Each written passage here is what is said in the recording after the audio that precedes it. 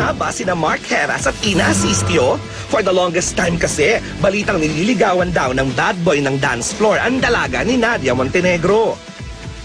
Imagine, 2 years din naghintay si Mark kasi ang kondisyon ng mag-asawang Asistio, dapat tumungtong muna ng 18 years old si Ina bago ito tumanggap ng suitor.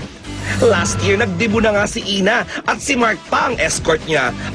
I heard, laptop daw ang regalo ni Mark sa debutante. After that event, mas lalo nang naging close ang dalawa. Lagi bumibisita si Mark sa bahay ni Ina. Lagi rin sila nakikitang magkasama sa labas. At eto pa, honey na raw ang tawag ni Ina sa aktor na nalilink sa kanya. Lastly, ano bang ibig sabihin ng married status nilang dalawa sa Facebook? Ang katotohanan sa mga pagkakamatamisan ni na Mark at Ina, mabubuking na ngayong hapon. Dahil sa maintrigang usapan na walang kasing tamis, bawal ang mang-echos. Lalo pat may tatlong etyoserang frogs na mahilig kumontra. Ina Asistio, live na live, dito sa Sweet Talk.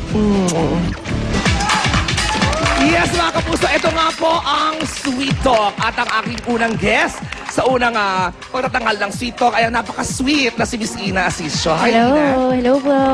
Hello, Good afternoon, baby girl. Good afternoon po. Ang tawag kay Ina, baby girl. Yes. Tingnan na Ate Chase. O sige na, pero hindi ka na baby. Ayan, nagdibo ka na kaya pwede ka nang prangkahin. Ayan. So, ang una kong tanong, nanliligaw ba ngayon sa'yo si Mark Heras?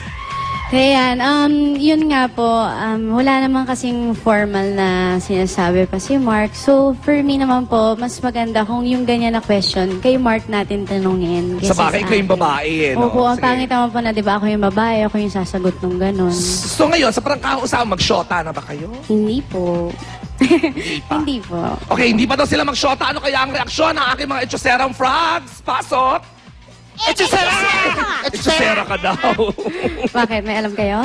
Hindi, joke. Baka.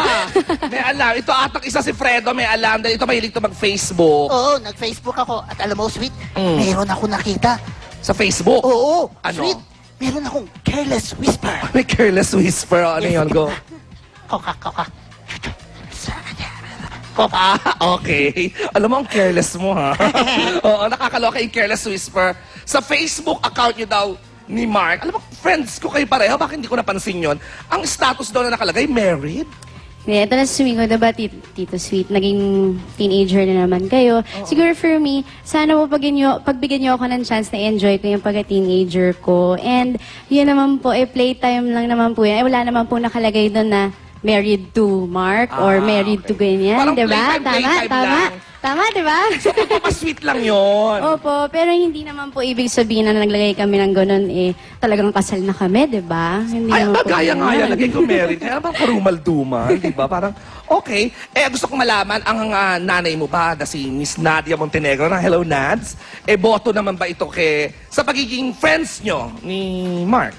Opo, kasi si Mark, yun nga, 3 years na kami magkaibigan, and bakit naman po hindi boboto yung nanay and tatay ko na alam mong 3 taon na nakabakod, nakabantay, inaalagaan ka ng tao, bakit naman hindi maging boto? Hindi lang po yung mommy at daddy ko, pati yung family ko, dahil wala naman masamang intensyon at wala naman masamang pinapakita So, si boto Mark. sila. Tsaka napansin ko nga, parang madalas si Mark nasa bahay ninyo, at least dumadalaw sa Opo. bahay, di ba? Okay, Facunda, meron ka bang careless whisper? Ay, nako, sweet. Ano Parang yun? ibang pinag-uusapan ng mga labandera sa kanto ng bahay namin. Iba to pinag-uusapan ng mga Ano labandera. pinag-uusapan nila? Oo. Etchosera ka, ano pinag-uusapan? Go. Narinig ko nga. Oh. Ganon? Ay, ang taray, ha? Sinasabi ni Facunda, sinasabi mo kasi okay lang boto si Nads, sa friendship nyo ni Mark. Pero sa storycon daw nitong bago yung show na Diva, parang ayaw daw ng ina mo Ina na lumapit ka kay Mark. Totoo ba to? Hindi po totoo yun kasi sabi nga sa akin na nung story ko ng Diva, Oo. Hindi ka parang daw pinapalapit. nakabantay sa akin si Mami. Ang magkatabi nga kami po ni Mark kami dalawa. And bakit naman po gagawin ni Mami yun na araw-araw nasa bahay yung tao? Bakit pagdating sa trabaho, hindi na kami Alam mo, pinagsama? Etchosera ka Facunda. Mali ang chika ng mga labandera. Dapat di ka nakikinig sa mga labandera. Mali yung mga sinasabi Oo, nila. minsan siguro kasi nakakainom Tsaka tita, nakakain ng sabon. Nakakaintindi ka pala ng palakain. Etchosera yung mga palakang yan. Okay. Francesca, my girl. Ito social to eh. Do you have any question? A careless whisper, perhaps? Oh, yes naman, sweet. I beg to disagree sa mga sinasabi. You know what? What? When I was on my way home from Paris, pumunta lang naman ako doon para magkape. Oh, by Kape the sa way... Paris, sa social Yes, of course. Oh, go. By the way, narinig ko na pinag-uusapan ng co-passengers ko sa eroplano Na? Ay nako, lumapit ka dito at may careless whisper ako sa'yo. Oh, ito na ako, go. Ay. Yes. Sa whisper lang, man kasama dila. Ichusera ka? Nakakaloka? Okay.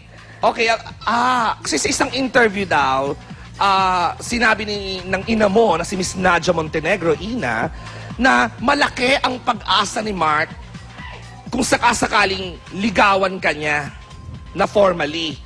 Pero may kondisyon. Ano yung kondisyon ng mami mo kay Mark? Simula Or pa sa inyo? simula pa lang po kasi may pinag-uusapan na si Mommy at si Mark. So, ako wala naman po akong alam doon at nilerespeto ko kung ano man po yung pinag-uusapan nila. So pinag-uusapan ka nila nang di mo alam? Pwede ba yun? At nagpupunta siya sa bahay nang di ko alam. Nagsama sila ni Mommy. Oo nga eh. Parang part na talaga ng family At si saka Mark. hindi lang naman kasi ako yung kabarkada ni Mark sa family, pati yung mga kapatid ko. At saka nakita ko sa Facebook, parang Christmas and New Year, Apo. kasama niyo siya. Okay, siyaman din lamang sinabi kanina ni Ina, talungin daw natin si Mark. Andito siya na ang tatanungin natin. Good afternoon sa iyo, Mark Heras. Good afternoon, sweet. Ayan, oo. Busy si Mark eh, dapat ini-invite din sana namin siya rito. Oh, Mark, once and for all, Yes, sabi po. sa iyo daw namin tanong, sabi ni Ina, ngayon nag-18 na siya, are you formally courting Ina? Siguro yung sa pagdating sa bagay na yan, sa amin na lang yan. Ano Wow. ganun? Diyan ka pala, Sa amin Mark. na lang yan. Ano masasabi yung sagot ni Siguro sa Mark? bagay na lang for... Oh, Ay, how hello? sweet. Ha? Oo nga naman.